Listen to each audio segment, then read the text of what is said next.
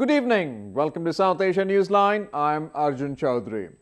Here are the top stories we're tracking for you on Friday, the 17th of July. Pakistan paramilitary arrests 2 MQM leaders in headquarters raid. Muslims across South Asia get into celebratory mood of Eid.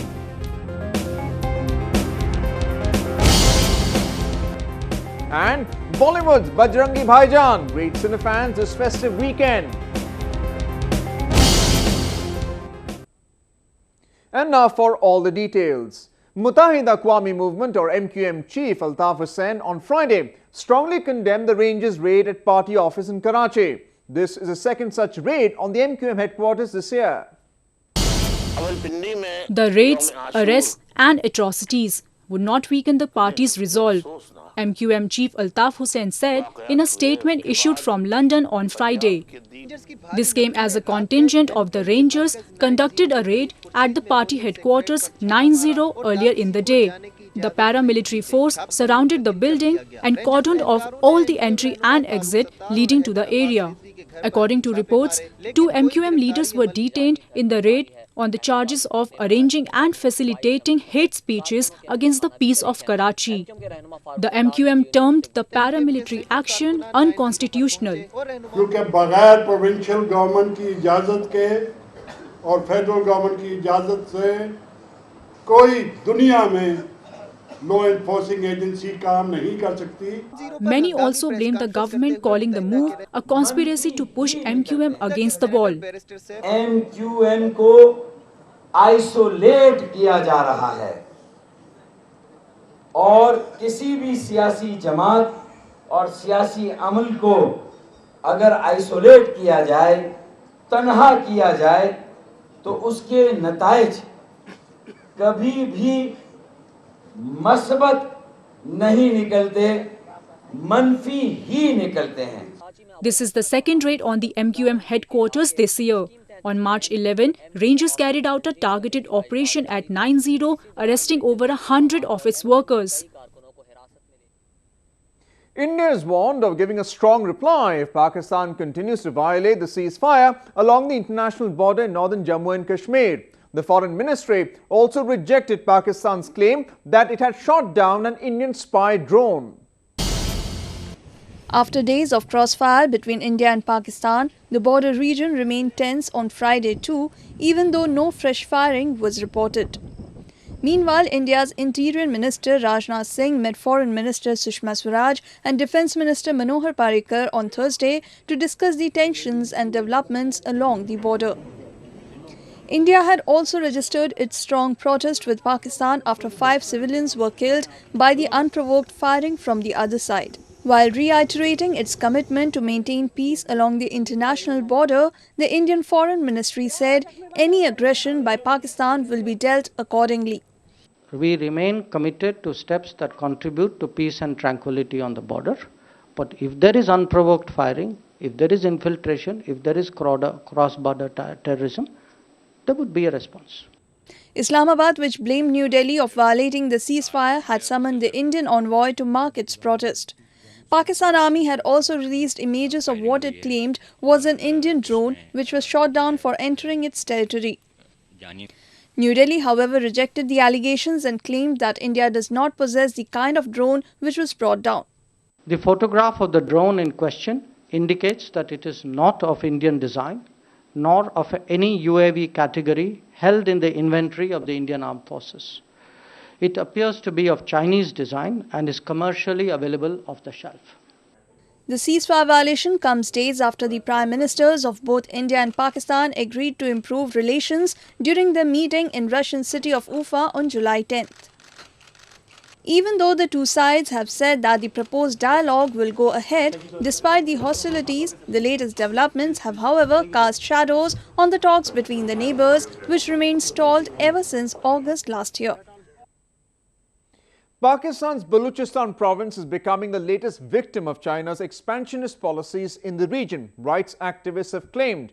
The control of the mineral-rich province has been virtually handed over to Beijing as part of the ambitious plan to build the China-Pakistan economic corridor.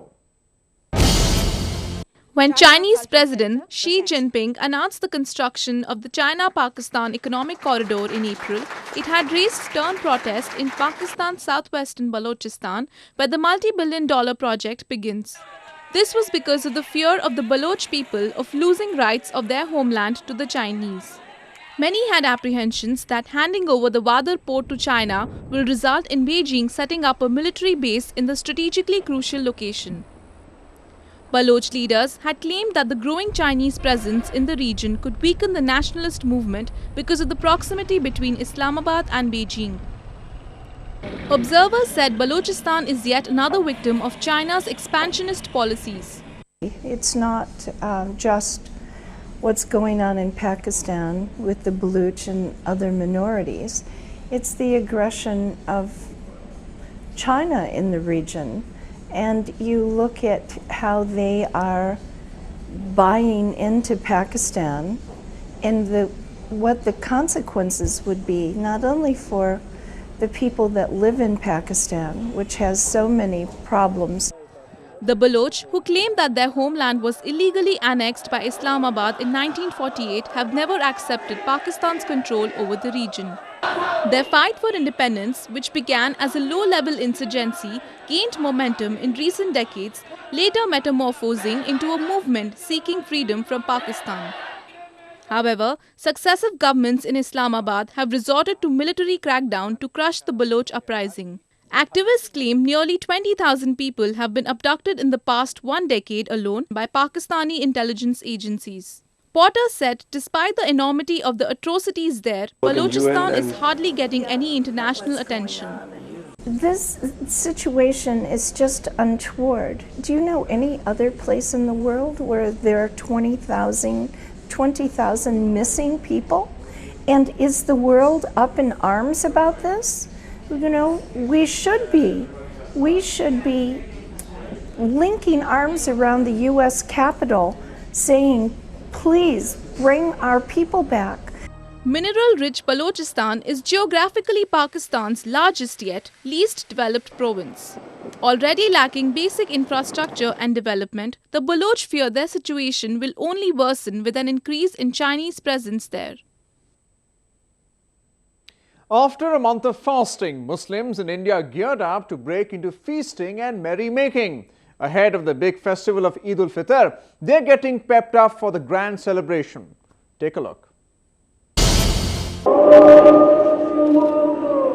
Indian Muslims are upbeat and excited on the eve of Eid-ul-Fitr. While praying at the iconic Jama Masjid in capital New Delhi, hundreds also flooded the markets around it for last-minute shopping. Located in the old and historic quarters of the city, the place is a big attraction for its delicacies and festive clothing. In northern valley of Kashmir too, buyers were thronging the markets in large numbers.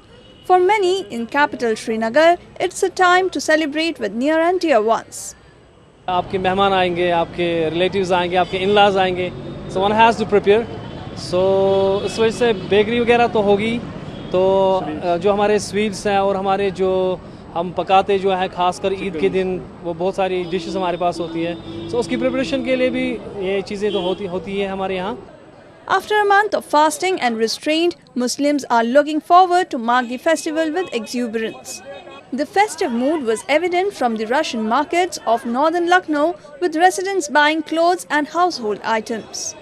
Preparations are in full swing in southern Hyderabad too, as the historic city remained lighted up for the big day. Things were no different in eastern Kolkata, where avid customers remained engrossed in Eid shopping. बहुत कुछ खरीदा है, इतनी भीड़ में समझ नहीं आ रहा क्या क्या खरीदें. ड्रेसेस खरीद ली हैं, सैंडल्स खरीद ली हैं, अभी कुछ डेकोरेशन के लिए बहुत कुछ बाकी है खरीदने के लिए. Eid-ul-Fitr marks the end of Ramzan, the ninth and the holiest month in the Islamic calendar, where observant Muslims fast from dawn to dusk. It will be celebrated after the sighting of the moon, which signals the arrival of Shawwal, or the 10th month in the Islamic calendar. Eid in India will be celebrated on Saturday. While South Asia prepares to mark Eid-ul-Fitr on Saturday, Afghanistan celebrated it on Friday. President Ashraf Ghani attended the official celebrations and Eid prayers held at the mosque in the presidential palace. Former President Hamid Karzai and other top officials and dignitaries were also present. Addressing the nation, President Ghani prayed for peace and harmony in the war-torn nation, which has been plagued by Taliban-led violence. Afghans also marked the day amid friends and family. Muslims around the world celebrated Eid, but traditions vary across various cultures, as the festivities depend on the sighting of the new moon. And as Muslims gear up for Eid with gusto, Bollywood gives to cinefans the biggest festive gift this season. And if the film is led by the most favourite Khan, fans don't need to ask for more. Take a look. दुख लहे तुम्हारी शरणा, तुम रक्षक काहू को डरना, संकट हरे मिटे सब पीरा, जो सुमरे Hanumat बलबीरा. He comes, he plays his best cards, and he conquers hearts. Salman Khan, who books the Eid weekend every year for his releases, knows how to cash on the festive occasion. And with Bajrangi Bhaijaan being the biggest opening this season, fans couldn't ask for more to celebrate Eid.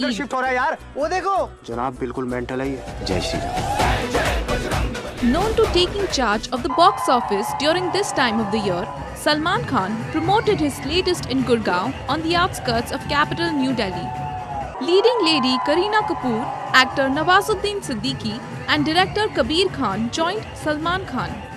Singers Adnan Sami and Mika Singh made it a musical event as they crooned songs from the film. Kabir, who has delivered 2012 hit Ek Tha Tiger with Salman, said his films have real-life backdrop which connects well with the audience.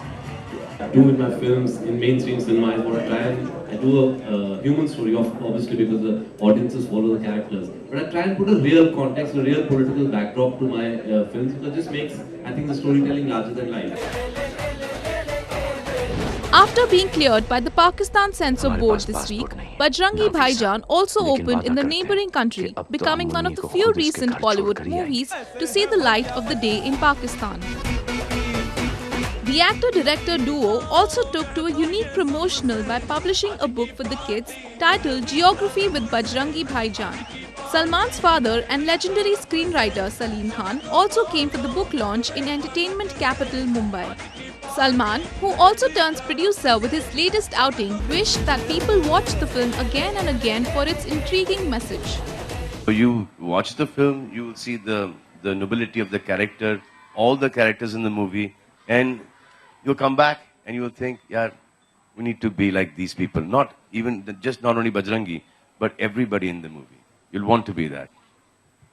So it's a really nice, beautiful film. A mute girl from Pakistan loses her way at the border and finds herself stranded in India. With no way to head back, she finds solace in a magnanimous spirited man named Pawan, aka Bajrangi, who takes it on himself to help the little girl return to her motherland and reunite with her family. The film also stars Harshali Malhotra, Deepti Nawal, Om Puri and Sharat Saxena.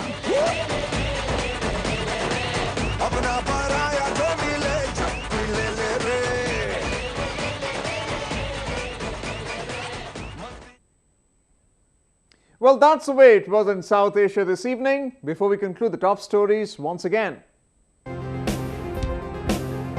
Pakistan paramilitary arrests 2 MQM leaders in headquarters raid. Muslims across South Asia get into celebratory mood of Eid.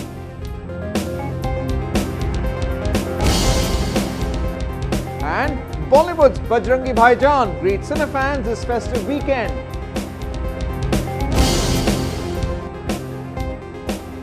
Now our viewers can watch the show on SouthAsiaNewsline.com.